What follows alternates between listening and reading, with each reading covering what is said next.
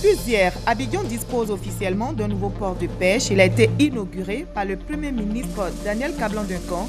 Ce nouveau port de pêche va permettre d'offrir aux industriels des espaces supplémentaires. La Côte d'Ivoire affiche sa fermeté dans la lutte contre le blanchiment d'argent. Un centre d'information du Djaba vient d'être ouvert à Abidjan. Le Djaba, c'est le groupe intergouvernemental d'action contre le blanchiment d'argent en Afrique de l'Ouest. Plus d'une vingtaine de personnes, membres d'associations de victimes, se sont concertées hier avec la directrice du Programme national de cohésion sociale. Plus de 1000 personnes victimes et ayant droit ont été indemnisées à hauteur d'1 million de francs CFA chacun. Au Burkina Faso, les négociations vont se poursuivre. Ainsi en ont décidé les chefs d'État et de gouvernement de la CEDEAO en sommet extraordinaire ce mardi à Abuja, au Nigeria. Bonsoir à tous, merci de regarder le journal de RTI 1. Commençons tout de suite par la crise au Burkina Faso. Les négociations vont se poursuivre dans le pays. Ainsi en ont décidé les chefs d'État et de gouvernement de la CEDEAO en sommet extraordinaire ce mardi à Abuja, au Nigeria. 4 chefs d'État africains vont continuer la médiation au Burkina Faso. Il s'agit des présidents togolais, béninois, nigérians et sénégalais, nous explique Sylvie Touré. Les chefs d'État de la CEDEAO au chevet du Burkina Faso. À l'ordre du jour de ce sommet extraordinaire, la crise qui secoue le pays depuis 6 jours. Les chefs d'État devraient examiner le projet de sortie de crise proposé par les médiateurs Macky Sall et Yahi Boni. Mais à l'issue, ils ont décidé de l'envoi d'une nouvelle mission auprès des protagonistes. C'est que le projet de la médiation ne fait pas l'objet d'un accord à Ouagadougou. Une partie de la société civile le rejette et la tension est montée d'un cran ce mardi avec la descente d'une faction de l'armée sur la capitale appelant au désarmement du régiment de sécurité présidentiel. Nous n'avons pas envie de nous battre. Bon, nous défendrons éventuellement, mais nous n'avons pas envie de verser du sang pour rester dans un pouvoir quelconque. Il ne sert à rien de verser du sang, il ne sert à rien de faire des massacres pour un pays que l'on veut servir. Fixé à 10 heures, l'ultimatum a expiré, il n'y a pas eu d'affrontement. Les éléments de l'armée n'ont jamais décidé d'attaquer qui que ce soit. C'est dans ces dispositions que nous sommes pour éviter tout affrontement, car ce serait stupide et ridicule d'en arriver là. Les militaires ont privilégié le dialogue et le chef d'état-major se dit optimiste. Quant aux putschistes, ils disent s'en remettre à la CEDEAO. Le second round des négociations s'ouvre à Ouagadougou dès demain mercredi, mais pour l'heure, le peuple retient son souffle. Voilà, c'était le commentaire de Sylvie Touré. Et notez que le président de la République, Alassane Ouattara, participe à ce sommet extraordinaire de la CEDEAO à Abuja, au Nigeria. La journée internationale de l'alphabétisation, célébrée le 8 septembre dernier, a été marquée en Côte d'Ivoire ce lundi 21 septembre, jour de la rentrée des classes dans notre pays. Le thème retenu, alphabétisation et société durable, le gouvernement ivoirien veut réduire le taux d'analphabètes en le faisant passer de 43,8% à 20% en 2020. Une mobilisation des grands jours avec les apprenants, leurs encadreurs et les partenaires du système éducatif ivoirien. Le ministère de l'Éducation nationale et de l'enseignement technique l'a réussi à l'occasion de la célébration nationale de la Journée internationale de l'alphabétisation. Le témoignage d'anciens apprenants comme l'artiste chanteuse Afo Keïta et des sketchs ont permis à l'assistance d'en savoir davantage sur l'alphabétisation. Tous ont voulu démontrer ainsi, en même temps que le gouvernement, tout l'intérêt accordé à la question de l'alphabétisation. C'est ce 21 septembre que notre pays a retenu pour cette célébration. Aujourd'hui, comme vous le savez, c'est aussi le jour de la rentrée des classes. Une rentrée des classes toute particulière. En prenant l'initiative de rendre l'école obligatoire, à compter de cette année scolaire, Son Excellence, Monsieur le Président de la République, Alassane Ouattara, fait de l'année 2015 une année de rupture. Rupture, car à compter de cette année, nous devons pouvoir capter tous les enfants pour que plus personne ne vienne grossir le nombre des analphabètes. Réduire le taux d'analphabète de 43 à 20% à l'horizon 2020, c'est l'objectif du gouvernement. Et pour cause. Offrir à chaque citoyen, à l'heure de la mondialisation, des possibilités d'alphabétisation et d'apprentissage tout au long de la vie en ce 21e siècle est à la fois un impératif moral majeur et une condition essentielle du développement humain durable. C'est pour cette raison que j'exhorte toutes les populations analphabètes, notamment les femmes, à s'intéresser davantage à l'alphabétisation fonctionnelle, facteur essentiel à l'autonomisation et à l'épanouissement personnel. Selon les chiffres de l'UNESCO, 757 millions d'adultes dans le monde sont analphabètes, 124 millions, soit les 2/3 sont des femmes. À elles s'ajoutent 250 millions d'enfants. La réduction du taux d'analphabète en Côte d'Ivoire est confiée à la direction de l'alphabétisation et de l'éducation formelle. Le Premier ministre s'est engagé à mettre à sa disposition les moyens indispensables à la réussite de sa mission. Voilà, c'était un reportage d'Abdoulaye Koné et d'Hugues Hervé Blé.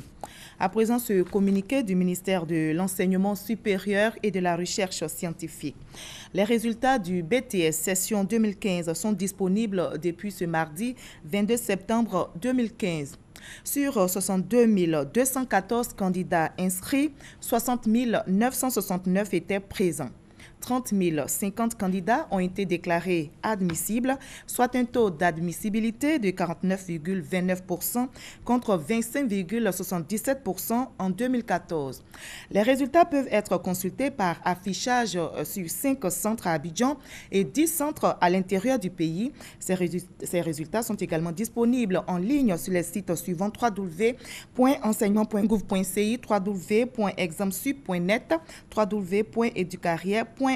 Et pour les candidats ajournés, les réclamations sont reçues du mercredi 23 au samedi 26 septembre 2015. Depuis hier, Abidjan dispose officiellement d'un nouveau port de pêche. Il a été inauguré par le Premier ministre Daniel Kablan-Duncan. Ce nouveau port de pêche va permettre d'offrir aux industriels des espaces supplémentaires, d'augmenter la capacité d'accueil du trafic de pêche, nous l'explique Hugues Hervé Blé. Le port de pêche d'Abidjan, construit depuis des dizaines d'années, c'était ça. Depuis ce lundi et après plus d'1 an de travaux, c'est désormais ça. Le port de pêche a troqué ses vieux habits contre de nouveaux. De l'espace est disponible pour l'implantation de nouvelles industries. La surface de terrain créée que vous voyez là est de 8,2 hectares, dont 5 hectares seront affectés à l'implantation des industries de la chaîne froide, 1 hectare 2 à l'entreposage des conteneurs et à la réparation des filets de pêche, et 2 hectares pour les aides de circulation et de manutention. Cet investissement significatif est le premier depuis 1980. Le mole de pêche qui vient d'être réalisé est une jetée en lagune de 450 mètres de long sur 160 mètres de large. Ce nouveau mole permettra à la Côte d'Ivoire de répondre efficacement aux attentes des clients, mais surtout, il incitera les opérateurs à investir massivement dans le secteur de la pêche et qui connaît un déficit important en poissons. Ce môle va donc renforcer davantage la position de leadership du port d'Abidjan, qui demeure, faut-il le rappeler, le premier port tonnier en Afrique subsaharienne. 28 625 millions de francs CFA, c'est le montant des investissements qui viennent d'être faits au port de pêche d'Abidjan. L'occasion pour le Premier ministre de rappeler les mesures mises en œuvre par le gouvernement pour améliorer son rayonnement. L'ambition affichée par le président de la République, son Excellence M. Alassane Ouattara, est de réduire donc significativement le taux de dépendance de la Côte d'Ivoire en matière de consommation de produits halieutiques. Pour ce faire, le gouvernement a pris des mesures suivantes en vue donc de renforcer la gouvernance des pêches, des plans d'eau et la gestion participative des pêcheries, améliorer le suivi et le contrôle, la surveillance des pêches et la préservation de l'environnement aquatique, moderniser les moyens de production de la pêche artisanale. La Côte d'Ivoire produit annuellement 180 000 tonnes de poissons, soit 1/3 des besoins nationaux. Avec le nouveau môle, cette production va être sensiblement améliorée. La Côte d'Ivoire affiche sa fermeté dans la lutte contre le blanchiment d'argent. Un centre d'information du GIABA vient d'être ouvert à Abidjan. Le GIABA, c'est le groupe intergouvernemental d'action contre le blanchiment d'argent en Afrique de l'Ouest. L'ouverture de ce centre à Abidjan marque un pas très important dans la lutte contre le financement du terrorisme transfrontalier. On retrouve Hugues Viblé. Le GIABA se veut leader dans la promotion d'une alliance régionale en matière de lutte contre le blanchiment de capitaux et le financement du terrorisme. Au nombre de ses valeurs fondamentales, la transparence et l'intégrité. L'affectation d'un tel joyau au GIABA est la preuve tangible qu'aucun sacrifice ne sera trop grand pour la Côte d'Ivoire pour appuyer et accompagner le GIABA dans le déploiement de ses activités tant en Côte d'Ivoire qu'ailleurs dans la CEDEAO, surtout quand il s'agira, comme c'est le cas aujourd'hui, de doter la Côte d'Ivoire d'une institution supplémentaire consacrée à la culture, la promotion et la vulgarisation des normes et bonnes pratiques internationalement admises pour une gouvernance renforcée contre le crime transnational organisé. Le Premier ministre Danek Ablan-Duncan a procédé à la coupure de ruban du centre d'information du GIABA. L'instrument est censé promouvoir l'application effective par tous les citoyens des règles de bonne gouvernance. Le Premier ministre Danek Ablan-Duncan affiche sa satisfaction. On ne le souligne pas suffisamment assez. Disons que le développement du terrorisme est lié à la pauvreté dans nos États, d'une part, mais aussi, disons, au fait que la réaction des gouvernements n'est pas assez rapide et efficace. Et si nous faisons en sorte qu'on améliore donc les conditions de vie de nos populations, si nous faisons en sorte que, disons, que la lutte est concertée, les gens ne vont pas trouver d'asile quelque part dans les pays membres de la CEDEAO. Et c'est ce que nous essayons de faire ici par le centre d'information à Lagos et celui d'Abidjan. Le centre d'information du GIABA, flambant neuf, est équipé d'une salle de conférence, d'un centre de formation et d'une salle informatique. Il compte 11 pièces construites sur 465 mètres le tout casé, sur un espace de 690 mètres carrés. Le centre d'Abidjan est le second que met en place le GIABA après celui du Nigeria. Le Comité national de pilotage des partenariats publics-privés a désormais son site Internet. Ce site donne accès à plusieurs rubriques, notamment les informations relatives au Comité national de pilotage des partenariats publics-privés et les transactions. Il est destiné aux investisseurs, aux ministères et au grand public. Le reportage est signé Justine Seydike. www.ppp.gouv.ci, c'est le portail web des partenariats publics-privés. Il informe sur l'actualité des partenariats publics-privés, le portefeuille des projets, les projets en cours et les appels d'offres. La première partie de ces sites, une initiative du Comité national de pilotage des partenariats publics-privés, est destinée aux investisseurs, aux ministères, au grand public qui n'ont pas besoin de code pour y accéder. Nous avons souvent des appels venus de l'extérieur de nos ambassades qui ont une mission aussi économique. Donc ces ambassades-là, aujourd'hui, nous allons leur donner, disons, en plus de l'information qu'il y a sur le site, un accès, un certain nombre de documents de base qui permettra de pouvoir mieux vendre la Côte d'Ivoire au niveau de l'extérieur, mais aussi au niveau des différentes administrations. Le Comité national de pilotage des partenariats publics-privés est un cadre institutionnel créé depuis 2012 et mis en place effectivement en mai 2013. Il est chargé, entre autres, d'élaborer les stratégies de développement des PPP, à soumettre au gouvernement ainsi que le projet de textes législatifs et réglementaires et de valider les projets à réaliser dans le cadre des PPP. 2 ans et demi après sa mise en œuvre, 17 projets sont en cours d'exécution, 31 en négociation et 80 en cours de préparation. Le partenariat public-privé permet la réalisation de gros ouvrages dans tous les secteurs d'activité tels que les ponts, les barrages hydrauliques et les autoroutes. Le premier partenariat public-privé a été créé en 1958. Au moins 20 projets ont été réalisés dans ce cadre depuis l'indépendance de la Côte d'Ivoire.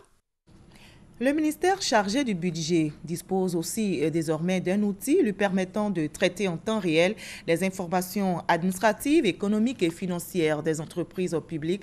C'est le système d'information et de gestion des entreprises publiques. Voyons le lancement avec Paul Kouadio et Adama Koné. Fournir aux décideurs et partenaires au développement des indicateurs en temps réel sur chaque entreprise publique. Le système d'information et de gestion des entreprises publiques, SIGEP, marque un tournant important dans la gouvernance des entreprises publiques ivoiriennes. Cet outil de collecte et de valorisation des données facilitera les relations de travail entre la direction des participations et de la privatisation DPP et ses partenaires. Le secteur parapublic est en même temps sujet et tributaire des décisions qui sont prises par les autorités.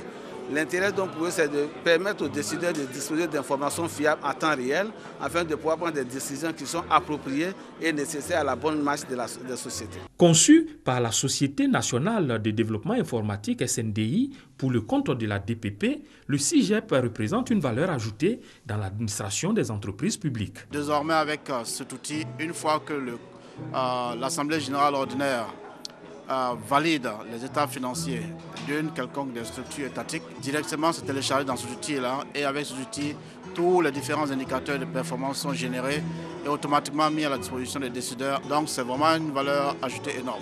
Pour le ministre auprès du Premier ministre chargé du budget, l'avènement du SIGEP suscite beaucoup d'espoir. Car selon Abdourahmane Sissé, la transparence et la traçabilité financière sont des exigences et des critères de gestion des entreprises modernes. Abidjan vient d'abriter la première édition des journées de l'expert comptable. Le thème, l'expert comptable face aux attentes de ses clients. Ces journées marquées par plusieurs panels et conférences ont permis aux professionnels comptables de trouver des réponses aux récurrentes préoccupations de leurs clients. Noël Niagno pour le reportage. Acteurs clés de l'information économique et financière, les experts comptables ont un devoir d'efficacité vis-à-vis de leurs clients. Voilà qui justifie le thème choisi pour cette première édition des journées qui leur sont consacrées, à savoir l'expert comptable face aux attentes de ses clients. Qu'il s'agisse d'entreprises commerciales, de collectivités locales, de statistiques nationales, de budget et de comptes de l'État, la fiabilité de l'information économique et financière est une exigence qui s'impose à nos autorités. Pour y parvenir, le président de l'Ordre des experts comptables a lancé cet appel. Nous exerçons trop souvent la profession de façon individuelle, seule dans notre tablier. N'écoutons pas que l'union fait la force. Présente à la trame des travaux, le ministre Kaba Nialé a promis davantage de soutien de l'État à cette corporation. Lui et moi, prendre des dispositions pour que nous puissions à la fois professionnaliser ou vulgariser également l'utilisation des services que vous œuvrez. Nous allons au niveau de notre ministère faire en sorte que la transposition des textes se fasse au mieux et que cet instrument soit un instrument qui puisse davantage s'imposer à l'ensemble des professionnels du secteur privé. 11 experts comptables ont été décorés au cours de ces journées. 2 au rang d'officier de l'Ordre national et 9 au rang de chevalier de l'Ordre national. À ce jour, l'Ordre des experts comptables de Côte d'Ivoire compte 130 membres, dont 102 experts comptables et 28 comptables agréés. Des véhicules, des motos, du matériel informatique d'une valeur de 971 millions de francs CFA. Ce sont les dons de la France à la Côte d'Ivoire pour soutenir le projet d'appui à la relance des filières agricoles. Ces dons entrent dans le cadre du contrat de désendettement et de développement. Le reportage est signé Adama Koné. La composante appui institutionnel du projet d'appui à la relance des filières agricoles de Côte d'Ivoire, par FACI, rentre dans sa phase opérationnelle. La France, à travers le contrat de désendettement et de développement C2D, vient de débloquer 971 millions de francs CFA en matériel. C'est au total 30 véhicules, 32 motos, 86 ordinateurs, 54 imprimantes, 24 GPS, 15 appareils multifonctionnels, 12 lunettes topographiques, 11 photocopieurs et divers autres équipements qui sont mis à la disposition des structures partenaires à la mise en œuvre du projet. Des véhicules et équipements qui vont faire passer l'administration agricole à une vitesse supérieure. L'enjeu est de taille. Délimiter 1210 villages, délivrer des certificats fonciers sur 70 000 hectares de parcelles, produire 12 000 tonnes de légumes, 1200 tonnes de maïs, 160 tonnes de soja. Et ce n'est pas tout. La mise en place de l'opérationnalisation des fonds de garantie de la filière porcine. La mise à disposition des pisciculteurs de 8 millions d'alpins, mâles de qualité de tilapia. La réhabilitation et l'équipement de 15 directions régionales et départementales de l'agriculture. Mais déjà, après 1 an d'exécution, les premiers résultats sont perceptibles. Pour ne prendre que l'exemple du volet vivrier, on rentre aujourd'hui dans le 2e cycle de production de piments, d'aubergines, de tomates et d'oignons grâce à l'acquisition et à la distribution de semences, d'engrais, de petits matériels agricoles et grâce à la formation des producteurs multiplicateurs de semences. Sur le seul maïs, ce sont 42 tonnes de semences qui ont été achetées. On peut également citer le fait que grâce à ce projet, 18 500 alevins ont été mis à la disposition des pisciculteurs de la zone sud et que la professionnalisation de la filière porcine est bien enclenchée. Le projet d'appui à la relance des filières agricoles couvre en somme la mise en œuvre de la loi sur le foncier rural, l'amélioration de la production vivrière et des circuits de distribution et l'appui institutionnel. C'est bon, c'est terminé. Un autre don de la France à la Côte d'Ivoire, l'Agence française de développement a offert du matériel au ministère chargé de la promotion de la jeunesse et de l'emploi des jeunes. Il s'agit notamment de véhicules, d'ordinateurs et de vidéoprojecteurs. Valeur des dons, 236 millions de francs CFA. Félix Samani, Ami Sissoko. En décembre 2012, la Côte d'Ivoire et la France ont signé le premier projet bilatéral du contrat de désendettement et de développement C2D. Une collaboration qui vise à apporter une contribution au fonctionnement des institutions pour mieux résoudre la question de l'emploi des jeunes. Dans le cadre de cette coopération, l'Agence française de développement AFD offre du matériel informatique, de télécommunications et 6 véhicules à des structures de l'Agence Emploi Jeunes d'une valeur de 236 millions de francs CFA. Le C2D est une réelle opportunité à saisir dans ce contexte très particulier de consolidation de la rénovation de votre système d'accompagnement vers l'emploi. La pertinence du choix des points d'application des financements pour le premier exercice du C2D 2012-2015 a traduit la volonté de toucher un public varié en donnant une chance à chacun. Cet appui d'aide au développement du projet C2D témoigne de la solidité, s'il était besoin, de la solidité des relations bilatérales entre la Côte d'Ivoire et la France. Je voudrais remercier nos partenaires, l'AFD, et aussi remercier les différentes agences et institutions ici présentes, bénéficiaires, et les exhorter à faire bon usage de cet outil. Ces équipements contribueront à améliorer les capacités d'intervention des structures des ministères ayant en charge l'insertion professionnelle des jeunes. Ces équipements sont bienvenus parce qu'ils vont nous permettre d'être beaucoup plus opérationnels et nous permettre également d'atteindre les différents résultats escomptés dans le cadre du projet C2D. Ce don de 236 millions de francs CFA de l'Agence française de développement n'est qu'une partie du premier projet bilatéral du contrat de désendettement et du développement au secteur de l'emploi qui s'élève au total à plus de 10 milliards de francs CFA. Le directeur général du BIT, Bureau international du travail, effectue une visite officielle en Côte d'Ivoire. Il a eu, comme vous le voyez, une séance de travail avec le ministre d'État, ministre de l'Emploi et de la Formation professionnelle, M. Moussa Dosso. Le ministre d'État s'est réjoui de la matérialisation du retour du BIT après 15 années d'absence. Il a exprimé les priorités du gouvernement qui sont l'emploi des jeunes, l'insertion socio-professionnelle des personnes handicapées. Le directeur général du BIT a remercié les autorités ivoiriennes pour les efforts consentis pour le retour du Bureau ivoirien du travail. Il a aussi proposé des politiques concrètes pour l'emploi des jeunes. Le secteur agricole bénéficiera du soutien du BIT. Plus d'une vingtaine de personnes, membres d'associations de victimes, se sont concertées hier avec la directrice du Programme national de cohésion sociale au siège de l'institution. L'objet de la rencontre, faire le point des indemnisations octroyées depuis le début de l'opération le 4 août dernier. Retenez que plus de 1000 personnes victimes et ayant droit ont été indemnisées à hauteur d'1 million de francs CFA chacun. Marie-Christine Akpro, Gabriel Zani. Cette réunion est la 4e du genre entre la directrice du Programme national de cohésion sociale, PNCS, et les associations des victimes. Marie Toukoné fait le point du processus. Elle annonce que 1000 ayants droit de victimes ont reçu la somme d'1 million de francs CFA en guise de compensation. Des gens qui ont perdu la vie, et donc ce sont des victimes. Donc leurs ayants droit ont reçu symboliquement un chèque de 1 million de francs CFA pour le YACO de la nation. Ça, c'est ce qui concerne les personnes décédées. Maintenant, il y a également les personnes qui sont blessées. Pour l'instant, 82 blessés ont reçu des soins. Les personnes qui ont subi des traumatismes physiques et psychologiques seront prises en charge jusqu'à leur guérison totale, souligne la directrice du PNCS. Autre bonne nouvelle, l'opération de réparation va s'étendre dans le Grand Ouest du pays, une zone qui a payé un lourd tribut à la crise de 2010.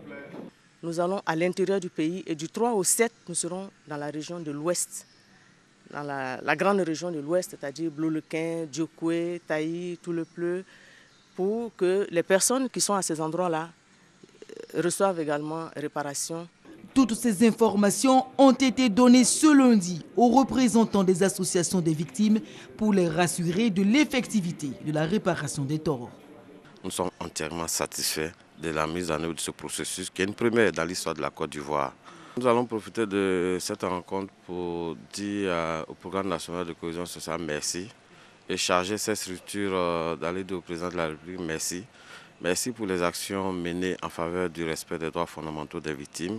Toutes les victimes seront prises en charge.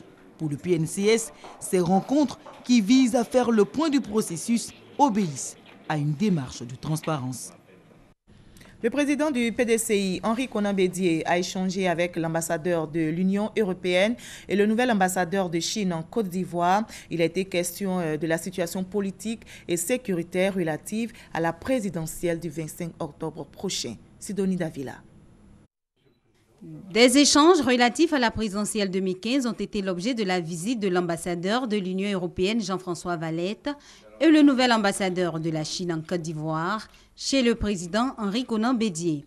Au cours des discussions, ces deux diplomates ont été rassurés par le président du PDCI du bon déroulement du processus électoral en cours. Monsieur Bédié est un grand ami de la Chine. Il est aussi un grand homme politique et un grand diplomate.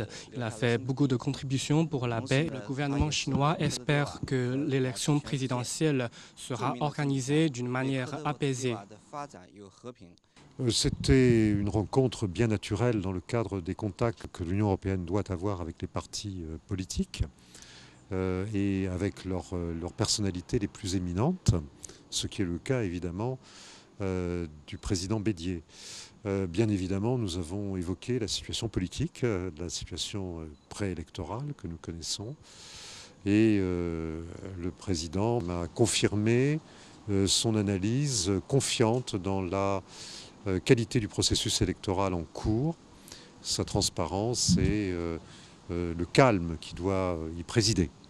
Au-delà des questions électorales, d'autres sujets, notamment dans le secteur de l'énergie et du foncier rural, ont été abordés avec l'ambassadeur de l'Union européenne, Jean-François Valette. Et je vous livre à présent ce communiqué du ministère d'État, ministère de l'Intérieur et de la Sécurité. 141 496 cartes nationales d'identité produites et disponibles dans les différents centres d'enrôlement n'ont pas encore été retirées par les pétitionnaires. Le ministre d'État, ministre de l'Intérieur et de la Sécurité invite les personnes concernées à se rendre dans les centres d'enrôlement de leurs localités respectives afin de procéder au retrait. La RTI présente ses espaces d'expression pour les candidats à l'élection présidentielle. 10 représentants des candidats à cette élection étaient cet après-midi dans les locaux de la radiodiffusion télévision ivoirienne à l'invitation des responsables du groupe. Des espaces d'expression conçus dans le cadre de la campagne électorale leur ont été présentés. 2 émissions phares animeront les antennes de la RTI avant et pendant la campagne. Face aux électeurs et au cœur du débat, c'est l'innovation pour cette présidentielle d'octobre 2015. Après les échanges, les différents représentants des candidats ont visité les locaux des studios spécialement conçus pour ces émissions. D'autres espaces d'expression sont également prévus pour les candidats durant la période de la campagne électorale. Le candidat à la présidentielle, Konakwadio Siméon, était face à la presse aujourd'hui. Il a livré les raisons de sa candidature à cette élection et appelé à la réconciliation de tous les Ivoiriens pour une Côte d'Ivoire unie et prospère. Cet échange avec la presse est une initiative du Forum des directeurs de publication de Côte d'Ivoire, comme nous l'explique Michel Digré. Après 2010, revoilà Konakwadio Siméon à la présidentielle de 2015. Il revient à la charge avec le même slogan, espérant que cette fois, il trouvera des oreilles attentives à son schéma. Un schéma que j'ai appelé le schéma du neutre réconciliateur. Ce schéma que je propose depuis 15 ans, qui a été tourné à la dérision, est aujourd'hui, je pense, la chose la mieux partagée. Au-delà de la réconciliation, Konakwadio Siméon a d'autres priorités. Mon deuxième engagement, c'est la nécessité de la relance économique et la reprise du développement. Pour moi, c'est une urgence. Bien entendu, les choses ont commencé dans une certaine mesure à bouger, mais elles ne bougent pas assez vite pour moi. Cette plateforme d'échange entre la presse et les candidats à la présidentielle est une initiative du Forum des directeurs de publication de Côte d'Ivoire. C'est une belle opportunité pour permettre aux candidats de parler de leur programme. Et c'est des échanges qui sont loin d'invectives, qui nous l'avons souligné, qui doivent être courtois et qui doivent permettre, n'est-ce pas, à la Côte d'Ivoire de connaître des élections apaisées. Le Forum des directeurs de publication espère faire passer tous les 10 candidats à la présidentielle à cette tribune où est représentée la presse dans toute sa diversité. Ce journal a été préparé par l'ensemble de la rédaction. Merci à vous tous de votre aimable attention. On se retrouve demain à la même heure, 20h.